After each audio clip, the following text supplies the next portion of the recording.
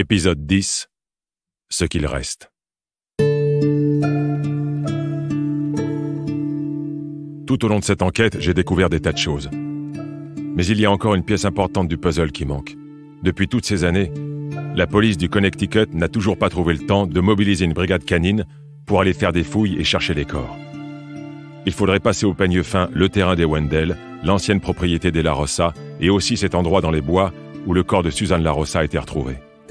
Au moins ces 3 lieux. Ça me paraît d'une importance capitale. Et je ne suis pas le seul à le penser. Plusieurs proches des victimes ont demandé à la police de passer à l'action. Ken et Patty Wendell, eux aussi, sont allés au commissariat demander qu'on envoie une équipe fouiller les vieux puits qui sont autour de chez eux. Mais les forces de l'ordre ne se sont jamais donné la peine de monter une opération. Il peut y avoir plusieurs raisons à ça. Ce genre de fouille, ça prend du temps et ça coûte de l'argent. En tout cas, c'est ce qu'ils ont donné comme excuse.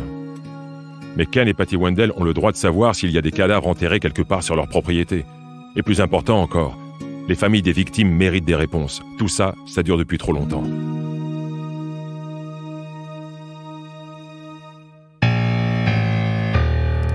Précédemment, dans les disparus de Crystal Lake. Il m'a dit, tu sais, ils vont rien trouver. Il a rajouté aussi, ta mère, je lui aurais jamais fait de mal. Et d'après vous, Bob La Rosa, c'était le genre d'homme capable de tuer sa femme? Ouais, complètement. Je vous ai déjà dit, j'ai rien à voir avec tout ça. Et eux, Bob et Nathan, je les connais pas. C'est facile d'accuser sans preuve. Et je me répète, mais j'ai jamais fait de mal à personne. J'ai jamais tué personne. J'ai jamais kidnappé personne. Je suis Matthew William Phelps. Et vous écoutez Les disparus de Crystal Lake.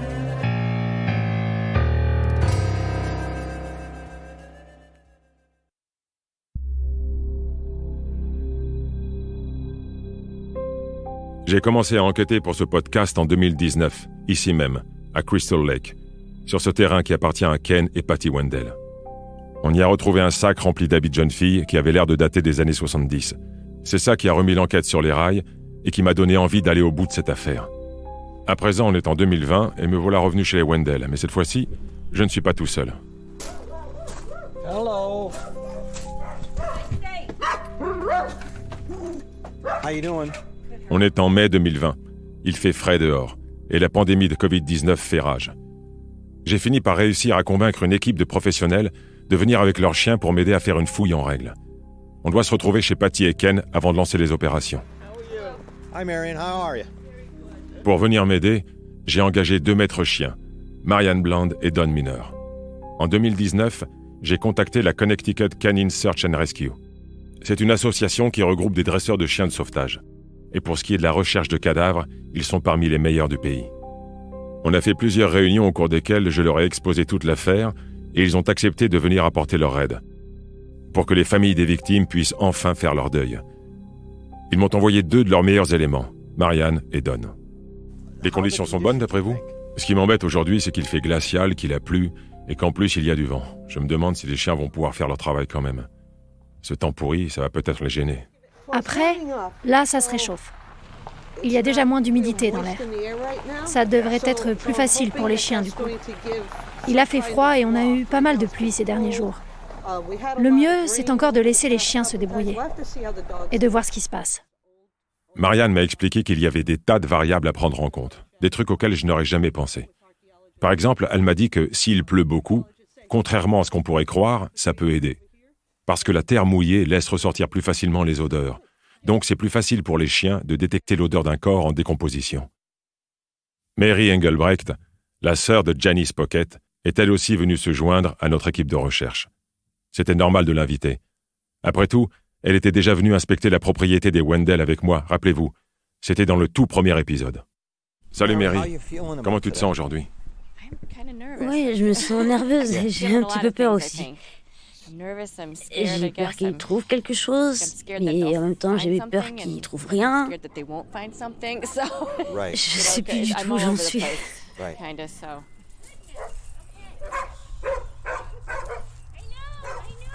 Il y a encore une personne qui doit nous rejoindre, Liz Byrne.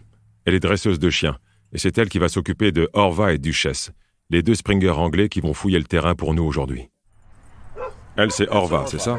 C'est ça, c'est Orva. Orva. T'es prête à bosser, Orva? On s'est tous rangés derrière Liz, qui était seule avec les chiennes, à une centaine de mètres de nous. Le plan, c'est que Don et Marianne surveillent les bêtes pour voir si elles repèrent quelque chose. Comme on est au printemps, les jeunes pousses qui viennent d'éclore ont fait remonter à la surface les odeurs qui sont enfouies dans le sol. Orva et Duchesse marchent la truffe au vent. Elles essayent de repérer l'odeur des cadavres qu'elles ont appris à détecter en s'entraînant dans les cimetières. Elles sont équipées d'un tracker GPS, donc tous leurs déplacements sont enregistrés. Quand elles détectent une odeur suspecte, les chiennes envoient des signaux que Marianne et Don sont entraînées à reconnaître. Duchesse s'est lancée la première dans les bois. Elle avait l'air concentrée comme jamais. Elle porte une clochette à son cou pour que les maîtres chiens puissent la repérer facilement. On l'a d'abord emmenée vers l'endroit où Ken Wendell avait retrouvé le sac rempli d'habits. Mais ensuite, on s'est éloigné. C'est la procédure standard. L'idée, c'est de ne pas emmener les chiennes directement à l'endroit qu'on veut fouiller, mais plutôt les laisser chercher elles-mêmes, de voir ce qu'elles trouvent et dans quelle direction elles partent. Donc, ici, c'est là qu'on a trouvé les fringues. Et avec, il y avait un bout de tapis. Un bout de tapis qui m'a paru bizarre aussi, un tapis bleu. Marianne nous explique quels signes elle essaie de repérer chez les chiennes pour savoir si elles ont trouvé quelque chose ou non. Elle nous parle en chuchotant, pour ne pas troubler la concentration de Liz et des Springer.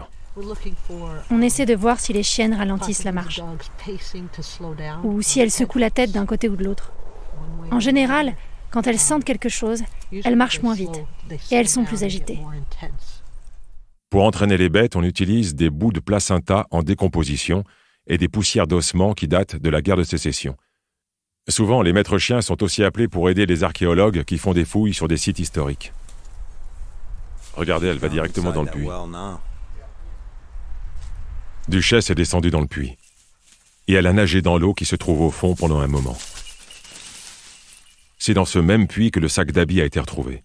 Comme il est rempli d'eau, les odeurs remontent plus facilement à la surface. Et s'il y a un corps, ce sera plus facile pour elle de le repérer. Mais même si Duchesse s'est tout de suite dirigée vers le puits, elle en est vite ressortie. Pendant qu'elle se secoue les poils, je demande à Liz. On dirait qu'elle n'a rien trouvé d'intéressant au fond, non? Non, c'est ça. Vous voyez, elle est descendue et remontée 2 fois. Elle a même pas goûté l'eau, mais elle fait juste son intéressante. Ça veut dire qu'elle a rien trouvé. On a laissé Duchesse explorer la zone pendant 25 minutes. Elle a quadrillé tout le terrain, en reniflant le sol autour d'elle. L'autre puits, celui avec le toit vert, il est par là-bas. C'est un peu loin, mais c'est dans cette direction. On peut y aller ensuite? Ouais, pas de problème. Elle est partie, là. Elle a trouvé son rythme. Quand le témoin a contacté Tina La Rossa pour lui parler des cadavres qui pourraient se trouver par ici, il a mentionné un puits en particulier. Un puits avec un toit vert. Sur toute la propriété, il n'y en a qu'un seul qui corresponde à cette description. Liz, venez voir. C'est ce puits, là-bas. Ok, je le vois. Et puis par là-bas, à peu près à 6 mètres, il y en a un autre aussi. Ok. Et vous voulez qu'on regarde les deux? Oui, mais c'est celui avec le toit vert dont le témoin nous a parlé. Liz a amené la chienne à quelques centaines de mètres des 2 puits, et elle lui a enlevé sa laisse pour la laisser chercher. En la regardant faire, j'ai tout de suite eu un pressentiment. J'étais sûr qu'elle n'allait rien trouver. Mais quand on fait une enquête, il faut tout vérifier scrupuleusement. Si on est sûr qu'il n'y a rien sur le terrain des Wendell, ces derniers pourront au moins reprendre une vie normale. Attendez, regardez ça. On est exactement à l'endroit où le témoin nous a dit de chercher. Et tout d'un coup, Duchesse commence à s'agiter. Vous croyez qu'elle a trouvé quelque chose? Cette fois, clairement, la chienne a senti quelque chose d'inhabituel. Regardez, elle retourne vers le puits avec le toit vert. C'est un puits carré, d'à peu près 3 mètres sur 3, avec un toit vert en forme de V par-dessus. Sur le côté, il y a une petite trappe qui permet de regarder à l'intérieur. Vous vous souvenez, je vous avais dit que Ken Wendell avait déjà fouillé ce puits en utilisant une caméra étanche, mais qu'il n'avait rien trouvé. Au fond de ce puits, il y a une sorte de réservoir rempli d'eau de pluie. C'est de ce côté-là que Duchesse est tout de suite allée voir. Elle a plongé dans le réservoir, elle a lapé un peu d'eau, elle est ressortie et elle s'est mise à renifler tout autour du puits. Après ça, elle est allée voir la trappe et elle a essayé de l'ouvrir. Et puis, elle s'est intéressée à l'autre puits qui se trouve juste à côté. Elle y a passé encore plus de temps. Vous voyez l'autre puits là-bas, avec la grille en métal par-dessus? C'est là-bas qu'il faut chercher. Oui, ça se voyait qu'elle était intriguée. Elle a mis la tête dedans et elle a même nagé dans l'eau pendant un moment. Et elle respirait plus fort, comme si elle était perturbée par quelque chose. Duchess s'est éloignée du puits avec le toit vert. Elle est allée fouiller une autre zone, à une trentaine de mètres plus loin, avec un autre puits et plusieurs gros rochers tout autour. Liz, tu peux l'emmener là-bas, derrière le rocher? Cet endroit-là, on dirait que ça l'intéresse, non?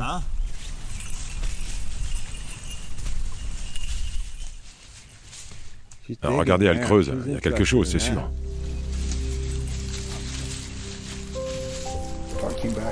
Elle s'est couchée 3 fois. Oui, 3 fois, c'est ça, oui. Et après, elle est retournée voir toute seule sans qu'on lui demande. Oui, elle est allée par là, et puis elle est retournée par là, et puis elle s'est couchée. Et elle a commencé à creuser. Quand Duchess se couche, c'est le signe qu'elle a senti l'odeur de la chair en décomposition. Elle a été dressée pour ça. Quand Don et Marianne l'ont vu faire, ça a tout de suite attiré leur attention. C'était la première fois de la journée que je les voyais aussi concentrés.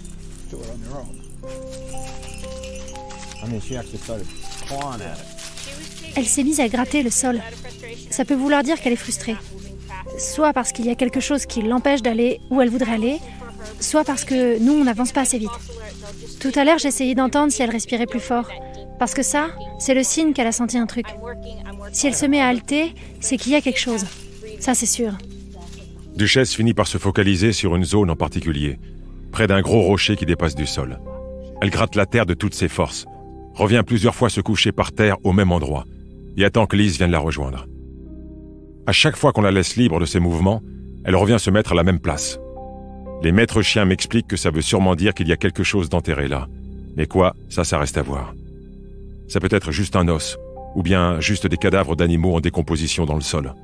Mais ça pourrait être aussi les restes de l'une des disparues.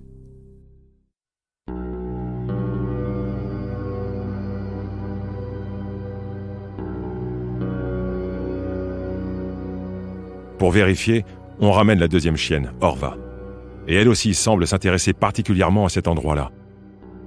Toute l'équipe se met au boulot.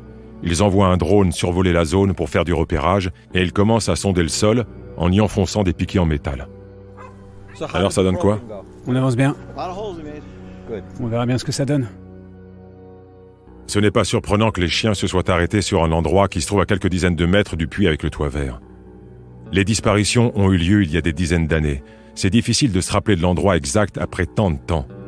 Le témoin a dû se souvenir d'un détail et reconstituer toute l'histoire à partir de ça. Mais il a pu se tromper. Si on veut que les chiens cherchent encore un peu, on peut aller voir par là-bas? Il faudrait aussi fouiller l'endroit où on a retrouvé le corps de Suzanne LaRossa à l'époque. Là où j'ai emmené Tina LaRossa la dernière fois. Rappelez-vous, c'était dans l'épisode 8. Il y a aussi l'ancienne propriété de LaRossa et l'endroit où la police a déterré les chaussures d'enfants. J'en avais parlé dans le tout premier épisode. Bien sûr, aucun problème, on peut y aller avec Orva. Et ensuite, si elle sent quelque chose, on pourra sonder le sol là-bas aussi. C'est mieux si on descend la rue et qu'ensuite on arrive par l'autre côté. Attendez, je vais vous montrer. On est allé vérifier les autres endroits, mais ça n'a rien donné. Il y a bien eu un moment où Orva s'est mise à griffer le tronc d'un arbre, comme si elle voulait l'escalader. Parfois, quand les chiens font ça, ça veut dire qu'il y a quelque chose d'enterré en dessous. Mais ça n'est pas une science exacte. Finalement, on n'a rien trouvé de plus. Et tout le monde avait passé une dure journée. Les chiennes étaient fatiguées, et nous aussi, donc on a décidé d'en rester là.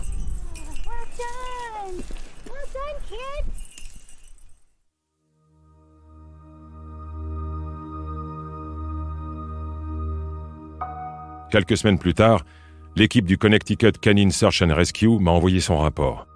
Celui-ci confirme que le seul endroit où les chiens ont réagi et où il pourrait y avoir un corps enterré, c'est cette zone, autour du puits avec le toit vert. Voilà qui corrobore ce que le témoin a dit à Tina LaRossa au sujet des cadavres cachés dans les environs. C'est difficile d'imaginer combien tout ça a dû être frustrant pour les familles des victimes. Surtout quand on sait qu'elles ont demandé à la police de faire ces fouilles pendant des mois sans succès. Le pire, c'est que cet été-là, la police a reçu un message d'un type qui disait être un médium et qui affirmait que Janice Pocket était enterrée quelque part vers Tolland. Alors ils y sont allés, Ils ont même amené une brigade canine. Vous vous rendez compte? Quand on leur apporte un témoignage crédible qui vient d'une source proche de l'enquête, ils ne font rien. Mais il suffit qu'un médium ou je ne sais qui leur dise d'aller fouiller un endroit à des kilomètres de là où la gamine a disparu, et là, ils foncent. Avec Marianne, Lise et toute l'équipe, on a aussi cherché près de l'endroit où ils avaient retrouvé Suzanne LaRosa. Mais le vent s'était levé, donc les chiens ne pouvaient plus savoir d'où venaient les odeurs, ça compliquait tout. Mais il y a quand même quelque chose. Quand on est arrivé là-bas, les chiens ont tout de suite couru vers l'endroit exact où le corps de Suzanne avait été enterré. Ils se sont mis à renifler et à marcher en cercle. D'après Marianne, ça peut vouloir dire qu'ils sentaient l'odeur d'un corps en train de se décomposer. La conclusion du rapport, c'est que les maîtres chiens recommandent de continuer à creuser du côté du puits au toit vert et de là où était le corps de Suzanne.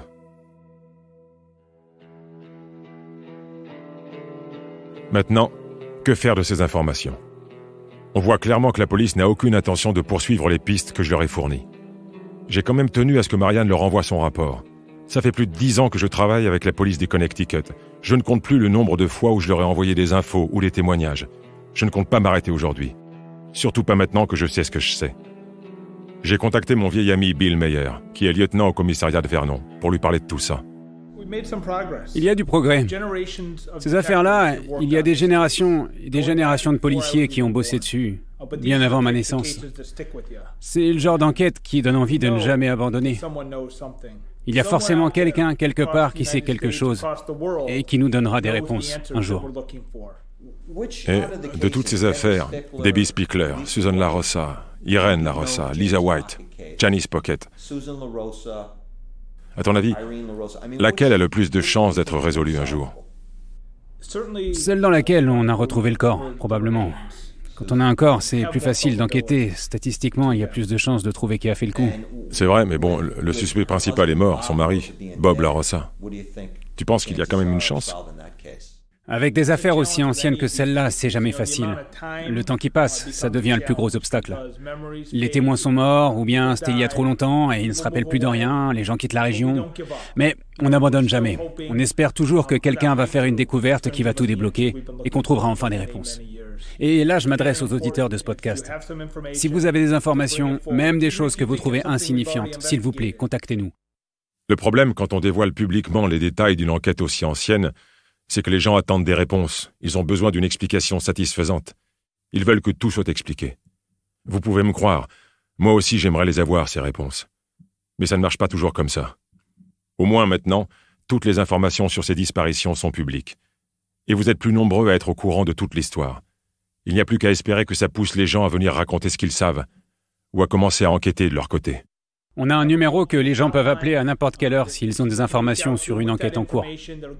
Tous les témoignages qu'on reçoit sont transmis aux agents.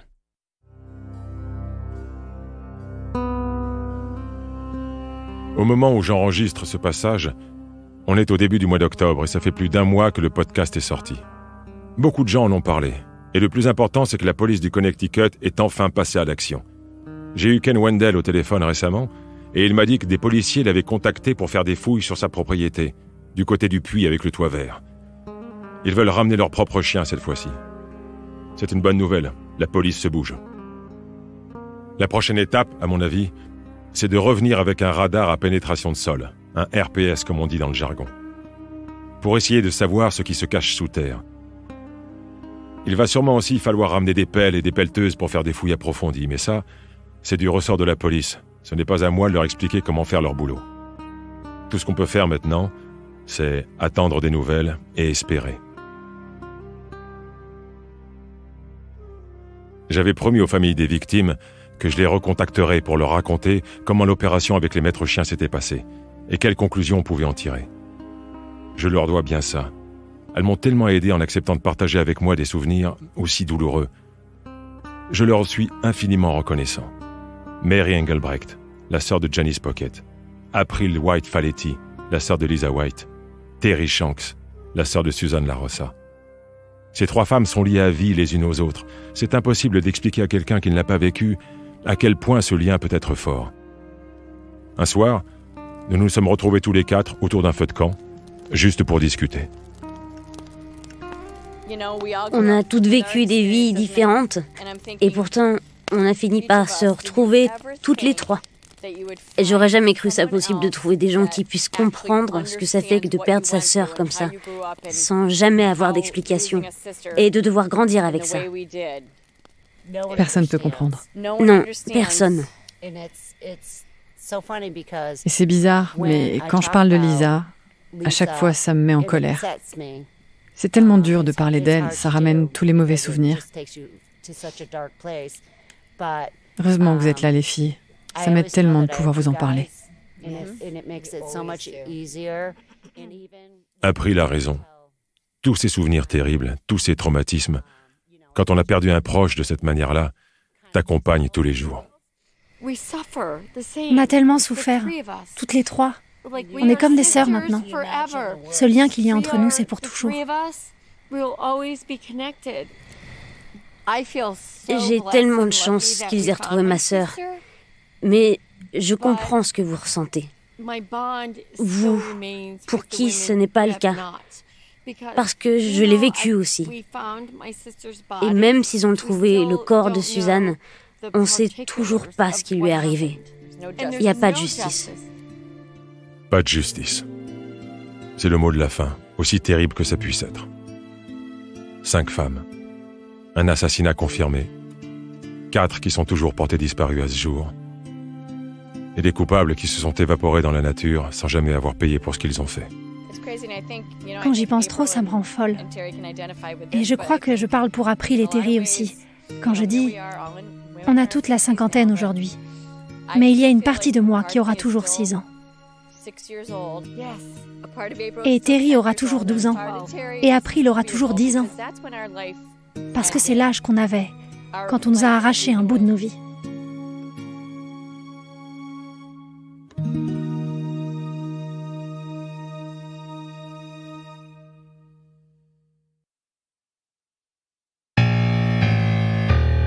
C'était le 10e épisode des Disparus de Crystal Lake, un podcast Énergie et iHeart Podcast. Mise en son Nicolas Mollet, produit avec l'Acme Productions. Avec les voix de Philippe Mema, Valentine Alaki, Léonie Pinjot, Blanche Leleu, Sophie Fogarassi et Sylvain Sounier.